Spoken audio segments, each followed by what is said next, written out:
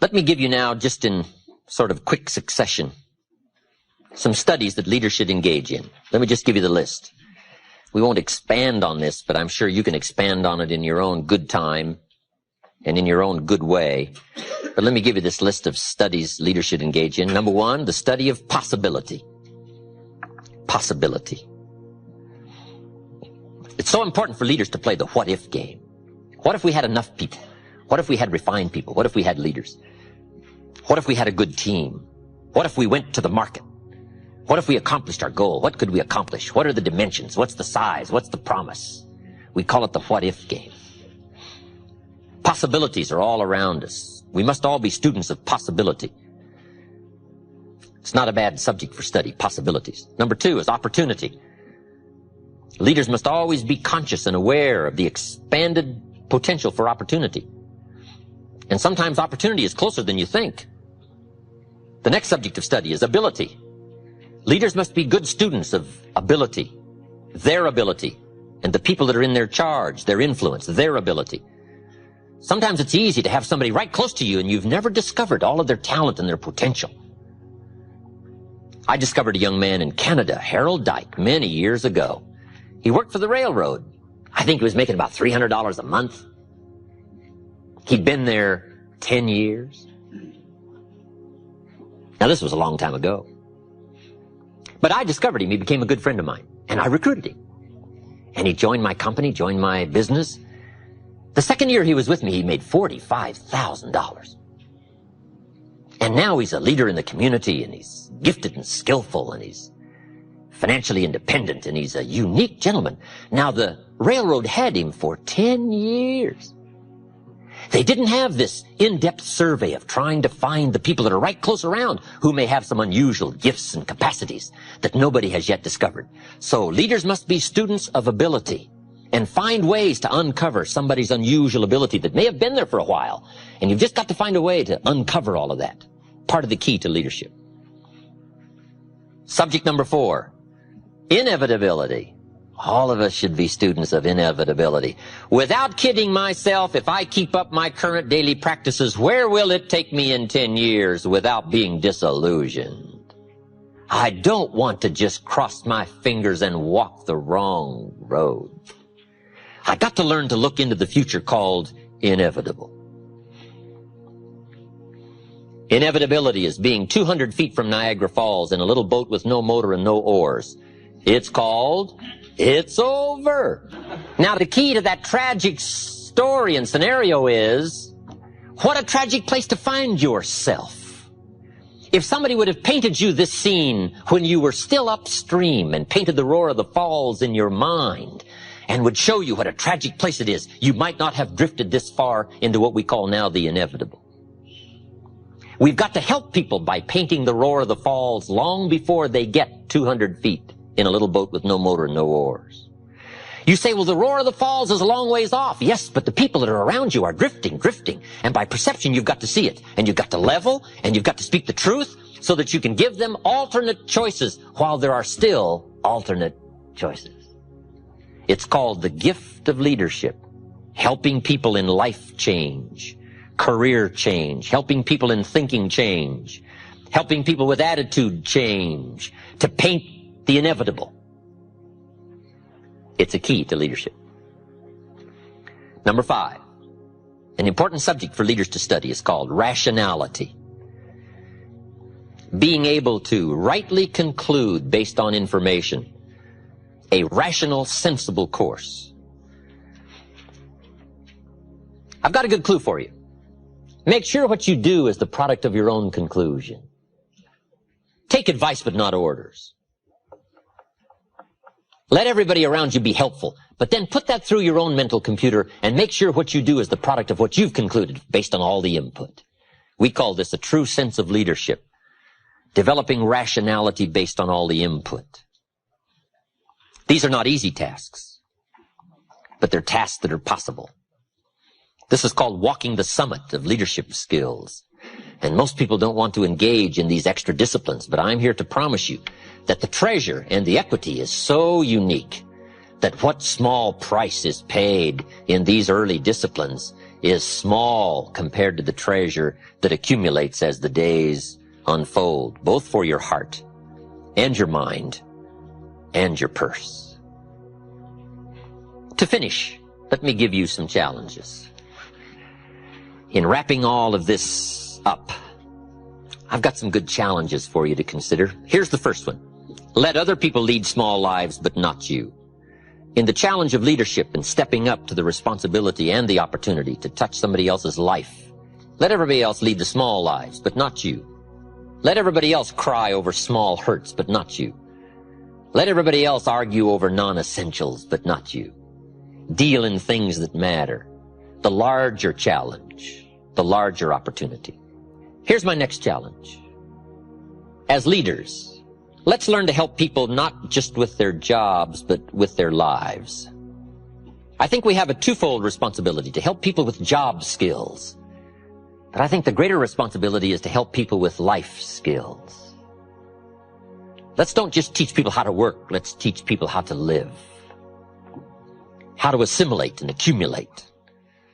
Far greater treasures than just a paycheck.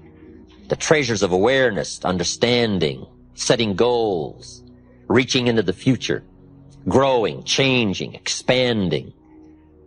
If we'll touch people's lives as well as their skills, if they stay with us a week or a month or a year or a lifetime, on whatever occasion they should choose to leave, you want them to leave by saying, my experience there was the greatest experience of my life. And it wasn't just what I earned, it was what I learned. And last, I have an ancient scenario to give you. It comes from the Bible, and here's what it says. If you work on your gifts, they will make room for you. If you practice your gifts will make a place for you. A place of leadership. A place of influence. A place to touch someone else. To make a mark. To further an enterprise. To build a dream. Someday, if you work on your gifts, we will call you noble. We may give you rewards you cannot even now imagine. Plaques to hang on your wall, trophies to remember, but most of all, the gift of knowing yourself, that you did the best you could with what you had, the expansion of your mind and your heart and your soul and your touch and your reach and all the gifts that you possess. Your gifts, if you work on them, will make a room for you. And I've got to be one of the better examples of that. Look where my gifts have brought me. I was raised in obscurity, a little small village in Idaho. I now get to travel around the world. My gifts have brought me to this room. And what an experience it is for me to have a chance to touch you. One of the most challenging experiences in life is seeing what you can do to help someone else. And one of the greatest thrills in life is to be able to invest life into life. And you've given me that opportunity tonight, and I want to thank you for that. Let me quote you an ancient phrase. It says, people look on the outside, God looks on the inside. Isn't that excellent information? That's excellent information. So that might mean work on the inside for God, work on the outside for people. You say, well, people shouldn't judge you by your appearance. Well, let me give you a clue. They do. They do. You can't deal in shoulds and shouldn'ts. You got to deal in realities. Now, when people get to know you, they'll judge you by more than what they see, but at first, it's all they got to go by is what they see and what they hear. Now, sure, there's more to come, but at first, you got to pass the show up test. The challenge to be somebody. Let me just give you a brief list. Be somebody wise. There's no substitute for smart. Threats don't make up for smart. Right? Volume and shouting doesn't make up for smart. There's no substitute for smart. Be somebody strong. Strength is attractive. And there are many ways to be strong. Decision-making, character, language, right? As well as vitality and health. There's a lot of strengths, and they're all attractive. But let me give you now the refinement of leadership skills. Here it is. Learn to be strong but not rude. This is refinement. These are the extra steps. to become a powerful, capable leader with wide range of reach. Some people mistake rudeness for strength. It's not even a good substitute. Next, be kind but not weak. We must not mistake weakness for kindness, because kindness isn't weak. Kindness is a certain kind of strength. We must be kind enough to tell somebody the truth. We must be kind enough and considerate enough to lay it on the line. We must be kind enough to tell it like it is and not deal in delusions. That's a sense of kindness. Not weakness, but kindness. Next, learn to be bold but not a bully. It does take boldness to win the day, to become a leader. You got to stride out front. You got to be willing to take first arrows. You got to be willing to take first problem, first trouble, leading the way. You must boldly seize the spring. Farming is not an easy task. You must press the seeds into the soil. I think all of us would relate farming to hard work. It's hard work. Planting the seed, letting it grow, defending it against all of the encroachments of bugs and weeds. We call it not an easy task, but that's one of the best illustrations I know of life. If you want any value at all come harvest, you gotta press, you gotta be bold, you got to seize it. The high life is not for the timid and the shy. Here's the next one, be humble but not timid. Some people mistake timidity for humility. But humility is a virtue. Timidity is a disease. It's a malady. It's an affliction. Now, it can be cured, but it is a problem. But humility is a almost godlike word, a sense of awe, a sense of wonder, a sense of dimension, a sense of understanding the distance in worth and value, an awareness of the human soul, the spirit, something unique about the human drama versus the rest of life. Humility is a grasp of the distance between us and the stars, and yet having the feeling that we're part of the stars. Next, be thoughtful but not lazy. It's okay to dream, but we must not just become a dreamer. Here's a good refinement. Be proud but not arrogant. It takes pride to win the day. It takes pride in company, philosophy, opportunity. It takes pride in community, school. It takes pride in group, organization. It takes pride in cause and accomplishment. But the key is to be proud without being arrogant. Do you know the worst kind of arrogance? Arrogance from ignorance. It's hardly tolerable, right? Next, deal in realities. Deal in truth. Save yourself the agony. Just accept it like it is. Life is fairly unique. Accept it as unique. Now, best to call it unique. Some people call it tragic, but it's best to call it unique. The black widow spider eats her mate after he's finished his noble task. Now, some people would call that awful. I think it's more important to call it unique. The whole drama of life is unique. Here's some stuff that saved me a lot of agony and a lot of anguish and a lot of sleepless nights I used to go through and pulling my hair and wondering. I gave up on all that when I finally understood the 80-20 rule. Let me give some good clues on the 80-20 rule. As a leader, as a manager, being able to influence other people in this 80-20 group, here are some clues. Learn to spend 80% of your time as a leader with the 20%.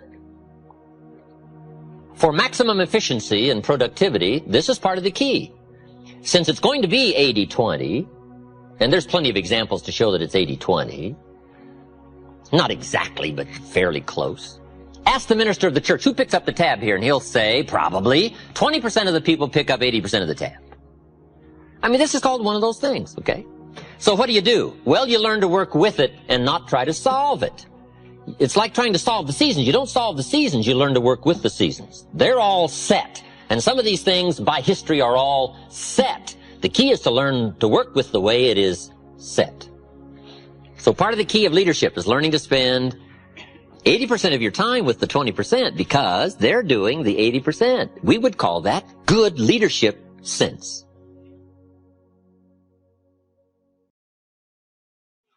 Now you say, well, how do you do that? Let me give you part of the answer in how to do that. Here it is. Spend individual time with the 20% and group time with the 80%. This is part of the answer to leadership skills. However, guess who wants your individual time? The wrong group. But that's what life's all about, right? Accepting this challenge. So now you've got to be what we call clever. And you've got to be, another key word, diplomatic. Diplomacy and strategy are two key words for leadership to understand. Diplomacy and strategy. Here's part of the diplomacy. Mary comes and says, I've got a question. You say, Mary, bring your question Saturday morning. I'm going to meet with everybody and I'll cover it then. She says, okay. Now it might not be that easy. But if you start trying to put this in perspective now, groups, you can deal with the 80% by groups and you can talk to the 20% individual. Now the pull is in the opposite direction and it always is. Now somebody says, well, I'll just fire the 80%. They're only doing 20% of the business. Well, I wouldn't fool with that. Because after you've fired the 80%, before too long, whoever is left, 20% of them will be doing 80% of the business, and 80% will be doing 20%. All right, this is not something you fire. This is something you learn to work with. The 80-20 rule, very important rule. The next subject is called the law of averages. So important to understand the law of averages. The law of averages in a personal sense is very simple. Here's what it says. If you do something often enough, you'll get a ratio of results. It's important for leaders to understand ratios. Because if you're working with people, you got to have some charts. You got to know ratios. You got to be able to evaluate your own performance, their performance. Ratios. What do we mean by ratios? Well, let's say you're in sales, you join a company and you start representing the product or the service. And you're first getting started, you talk to 10 people. 9 say, no, I wouldn't care for any. 1 says, yes, I'll take some. We call this your opening ratio. You say, well, that's not too good a ratio. Well, it all depends. Okay? But it's your opening ratio. So at first, you don't worry about what the numbers are. At first, you just get some activity going. Now, we call this very simply 1 out of 10. Now, here's what's very exciting about dealing in ratios. Once a ratio starts, it tends to continue. Now, this is some things leadership needs to know so that you're not frustrated. If you talk to 10 people, 1 says yes. If you talk to 10 more, chances excellent, you'll get another one. If you talk to 10 more, chances excellent, you'll get another one. It's uncanny. I don't even know how it works. All I know is it works. There's a lot of things you don't need to know how they work. Just work them. Right? A lot of people are studying the roots. Others are gathering the fruit. I mean, it depends on what end of this you want to get in on. It just works. It's a fascinating subject. The law of averages. Okay? Now, once you know that your ratio pretty well is in there, 1 out of 10, now you can start to compete. It is so important to compete, to test your skill against someone else's skill. What someone else can do is a pretty good insight in if you stretch what you might be able to do. So competition is a very healthy thing. Now, you've got to be very smart here. If you've been with this company, let's say a long time, and you've been there so long, you're so good, you can get 9 out of 10, and I just joined and I can only get 1 out of 10, if we have a 30-day contest as to who can get the most to say yes to our product or service, if we have a 30-day contest, you and me, even though I can only get 1 out of 10, I will win. You say, well, I've been here a long time. I can get 9 out of 10. How could you possibly beat me? It would be very simple. Now, it might not be easy, but it would be very simple. During the 30 days, since I understand now these ratios, during the month, while you talk to 10 and get 9, I will talk to 100 and get 10. So that at the end of 30 days, you got 9, I got 10, I beat you. Isn't that clever? Let me give you a scenario here. If you're bright, what you do if you're new, you make up in numbers what you lack in skill. This is called helping people with the numbers, helping people with ratios. Someone says, well, I can only get 1 out of 10. Say, that's got nothing to do with competition. The key is to be bright enough to understand ratios. Here's the next clue. Ratios can be increased. You talk to 10, get 1, talk to 10, get 1, talk to 10, get 1, talk to 10 more, get 2. Why would about the 4th time you talk to 10, you get 2 instead of 1? You're getting better. Key question, who can get better? Answer, anybody who tries. All you got to do is put together the numbers, right? Your brain is as good as anybody else's. Your chances are as good. All you got to do is find a way to put out the extraordinary effort to do an ordinary thing extremely well? Ratios. Success is a numbers game. It's important to keep track of your numbers. In baseball, we call it batting average. Whatever you're doing, the key is to keep track of your success and how good you are at whatever. Someone says, well, I'm not very good on the telephone. I'll tell you how you can quickly cure all that, is get on the telephone. I'm telling you, you can get better at anything. All you've got to do is attempt it and try it and start putting a string of numbers together and keeping track and understand your own ratios. I teach a very simple sales course. Let me give it to you in 3 points. Number 1, talk to lots of people every day. It's a simple sales course. Number 1, talk to lots of people. Isn't that simple? It's a numbers game, especially if you're new. And here's what's exciting. There's lots of people. You don't have to worry about people. So just talk to lots of people, even if your presentation is very poor. If you put the numbers together, I'm telling you, something will happen. If your presentation was so poor, you went around every day saying to everybody you could meet, you wouldn't want to buy anything, would you? Sure enough, somebody's going to say, well, maybe I would. What are you selling? I'm telling you, it's just about that simple. If you put the numbers together,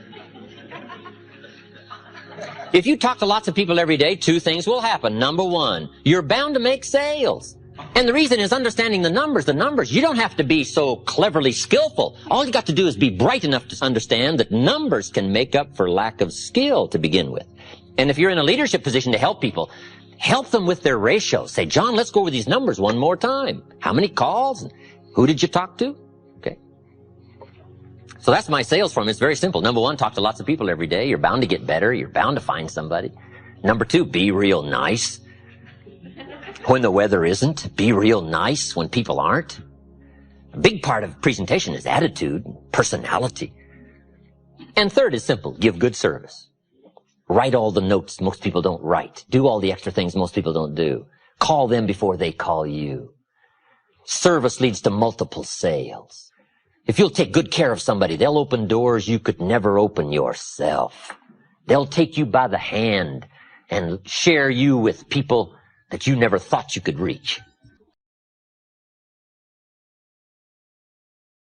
There's a unique story in the Bible. It's called the parable or the story of the sower. S-O-W-E-R. The sower in the ancient days was the person that planted the crops. Very simply, they got the ground ready, and the sower with a bag of seed would walk across the ground, sow the seed.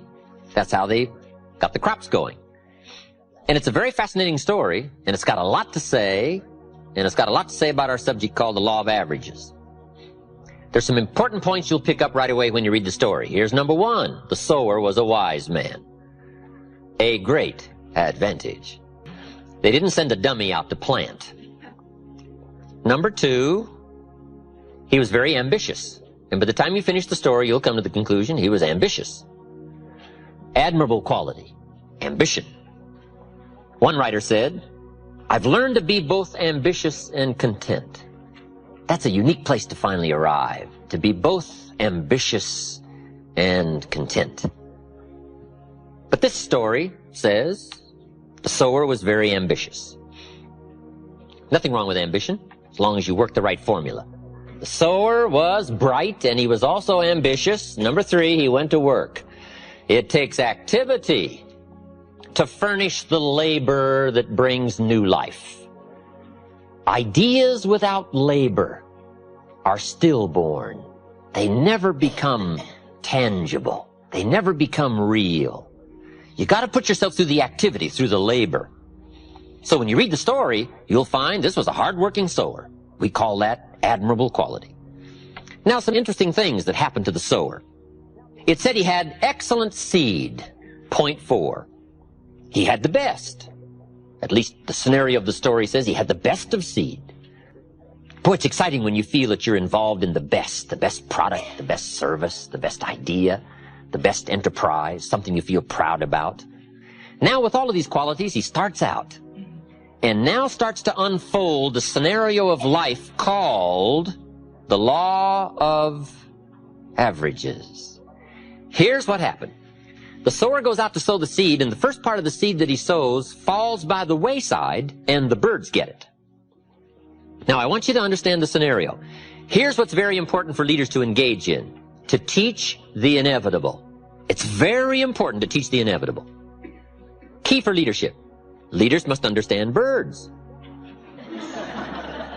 Why? Birds are going to get part of the seed. It's called inevitable. And if you don't teach inevitability, people will be all upset. They won't know what to expect. We must all be prepared for what we call eventualities, the inevitable. So here's part of the scenario. The sower goes out to sow the seed, and the birds get some. He sows some more seed, and the birds get it. Now, this is a typical story of life. Is that fairly typical? Fairly typical. The birds are going to get some of the seed. Some of you building an organization, right? You're out recruiting. Say, John, I've got an important story for you to listen to. Could be the change of your life, earn some extra money, or make it a full-time venture, whatever. But come and take a look. And he says, well, I think I'm ready for something like that. Thursday night, I'll see you, and let's go through it all. You say, wonderful. Comes Thursday night. John isn't there. You say, where is John? The birds. The birds. The birds. Who knows what form they come in? I don't know. It's called the inevitable. The inevitable. His brother-in-law said, sales? You're not going to get mixed up in sales. Who told you you were a salesman? All kinds of stuff that talk people out of a good idea. I don't know. Now, when the birds get some of the seed, you got one of a couple of choices. Number one, you can chase birds. You say, well, I'll go straighten this out. Well, here's the problem if you go try chasing birds to straighten things out. You have now left the field. And the law of averages isn't going to work for you anymore till you get back to the field. This is so important to know. What to spend your time on and what not to waste your time on. The best thing to do is to spend your energy and time on the things that count and understand the law of averages. Okay? And not chase the birds, but to stay in the field. Here's what it said the wise man did. He ignored the birds, and he kept on sowing. Why? He was so bright, he understood the law of averages. Now, here was some more of his experiences. Now he keeps on sowing the seed. Now the seed falls on rocky ground, and the soil was shallow. We call this inevitable. I don't know how to miss this. This is called the stuff of life. It's so important to understand the seasons and the stuff of life and the ratios and the inevitables. This is so important, especially as a leader, so that you can help people through understanding how it is. And it said this time the seed takes root and the little plant starts to grow, but the soil is so shallow that the first hot day, the little plants wither and die. You say, wow, what a disappointment. Well, sure, you're going to be disappointed. Some people are going to try so little, even if you've got a good idea. Right. 30 days later, you say, we had this meeting, John wasn't here. So where is John? I said, I don't know. You say, well, I thought sure John would last 30 days. But he didn't. Why? It's called inevitable. Right? And who knows the reason why? John isn't here anymore. Somebody said, boo. And he quit. He quit. First hot day. Now, you're going to be disappointed, especially if it's somebody you like, somebody you know. But here's what you must learn to do as a leader. Discipline your disappointment. This is part of the challenge of life, disciplining the disappointment, understanding the law of averages. Now, here's what it said the wise man did. He kept on sowing. How brilliant. He was so well schooled in the law of averages. Now, this time he sows the seed, it falls on thorny ground, and the little plant starts to grow, but the thorns choke it to death, and it dies. Wow, what's this called? The inevitable. Do you know what the story called the thorns? The cares of life, little cares. Who knows the excuses some people use for not pushing on through and getting the job done? It's called inevitable. Some people are going to try so little. They're going to let other things crowd out the good opportunities. And who knows why? I don't know why. I'm an amateur on this stuff. The key is to take the inevitable and take the obvious, right? Everybody should take obvious 1, obvious 2. Right? Study the obvious and not let it unduly disturb you, and learn to manage the obvious so you can get on with the more important things in life.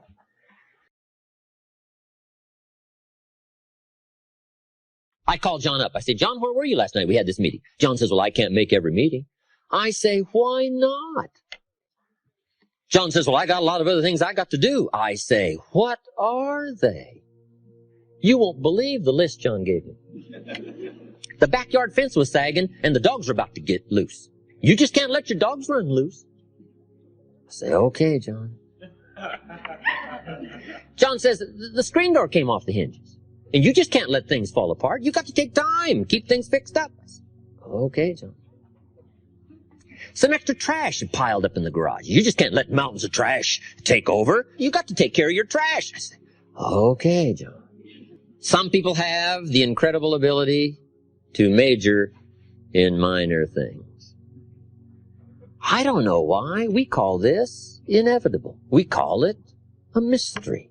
It's part of the scenario of life. The scenario of the story of the sower is to prepare us for the inevitable called the law of averages. Now here's what it says. The sower kept on sowing. He was so bright, evidently he'd been schooled in these numbers of about how many are going to let the birds, and about how many the hot weather's going to take, and about how many are going to let little things cheat him out of big chances. He must have gone through the school because he understood. He kept on sowing. Now here's what it says. The seed falls on good ground. Let me give you a promise as a leader. It always will.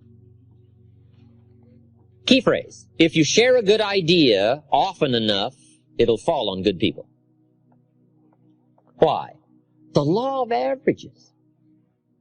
Now, even the good ground had a variety of productivity. It said part of the good ground produced 30%. Wow. And it said part of the good ground produced 60%. Terrific. And it said part of the good ground produced 100%. What's that called? The law of averages. That's the way it is. It's called one of those things. Now, can you find some 100%ers? The answer is yes, but you got to go through the birds and the hot weather and the thorns and cares. And you've got to find some way to use the 30%ers and the 60%ers. And if you become entrusted as a skillful leader and learn the law of averages and learn how to deal with all this, you'll have some 100%ers to deal with, to work with. Leaders must understand the fact that there is both good and evil. It's part of the life scenario to understand good and evil. And however you wish to describe good and however you wish to frame your ideology of evil, there are a lot of ways to put it. For some people, evil is too strong a word. I don't know. This is part of your own philosophical conclusions that you have to come to in trying to evaluate this earthly struggle. Evil, good, tyranny, liberty, sickness, health, winning, losing, life, death, opportunity, tragedy. It's part of the life scenario. And all good leaders must understand this clash, this scenario, however you wish to describe it, whatever terms you wish to call it. We must understand it. Now, here's part of the understanding. Some people have sold out to the evil side. For whatever reason. You don't have to spend much time with why. All you have to do is spend time with who. I went to my 30th year class reunion a few years ago. Little small village, right, I grew up in. There was only about 150 in the graduating class. And after 30 years, almost half of the graduating class was at the reunion, which was pretty good. We had a 2-day celebration. I'm master of ceremonies. On the second day, we had a little moment to remember those who had deceased. I think there were 8. And I knew them all, so I gave a little scenario, a little story about each one. And then we took time, just a little moment of silence to remember, because some of them were very, very unique human beings, but they were gone. I thought later, 8 out of 150 after 30 years. Is that about average? Guess what I discovered? It's about average. So after 30 years out of 150, it's not will 8 be missing, it is only who will be missing. So in part of the scenario of understanding leadership, the key is to not be surprised when the inevitable occurs. Because if you become too surprised, we will call you naive.